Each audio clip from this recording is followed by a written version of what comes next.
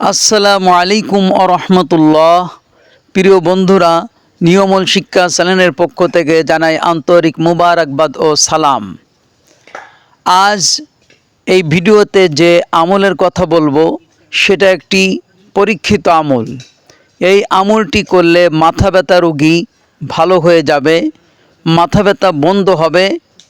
সে আমল হচ্ছে সূরা তাগাবুন থেকে একটি আয়াত, যা আমি আপনাদের কাছে শেয়ার করব।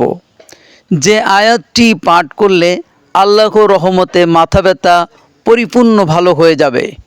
মাথা ব্যথা হলে শুধু করতে হবে মাথা ব্যথা রোগীদের তা নয়, বরং সুস্থ মানুষও যদি এই আমলটি করে তার আর কোনো সময় মাথা ব্যথা হবে না ইনশাআল্লাহ। তো আসি, কোন সময় আমলটি করতে হবে? মাগরিবের নামাজের পরে আপনি এই আমলটি করবেন। মাথার উপর হাত রেখে মাথার উপর হাত রাখবেন এবং সূরা তাগাবুনের আয়াতটি পাঠ করবেন 11 বার। এই নিয়মে আমলটি 11 দিন করবেন। আল্লাহর রহম যদি হয় আপনার উপরে, আল্লাহ পাক আপনার মাথা ব্যথা ভালো করে দিবেন ইনশাআল্লাহ। এই আয়াতটি শেয়ার করছি এখন আপনাদের মাঝে, সূরা তাগাবুনের প্রথম আয়াত। ইউসাব্বিহু লিল্লাহি মা ফিস সামাওয়াতি ওয়া মা ফিল আরদ লাহুল মুলকু ওয়া লাহুল হামদু ওয়া হুয়া আলা কুল্লি শাইইন কাদির।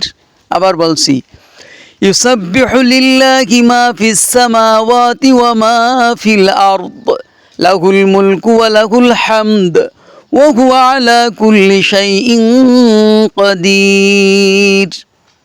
এই আমলটি ভক্তি, মহব্বত এবং বিশ্বাসের সাথে করবেন। আল্লাহ পাক ইনশাল্লাহ আপনার ঈমান ও ইয়াকিনের সাথে এই আমল করার কারণে মাথা ব্যথা থেকে হিফাজত করবেন। আল্লাহ আমাদের আমল করার তৌফিক দান করুন, আমিন।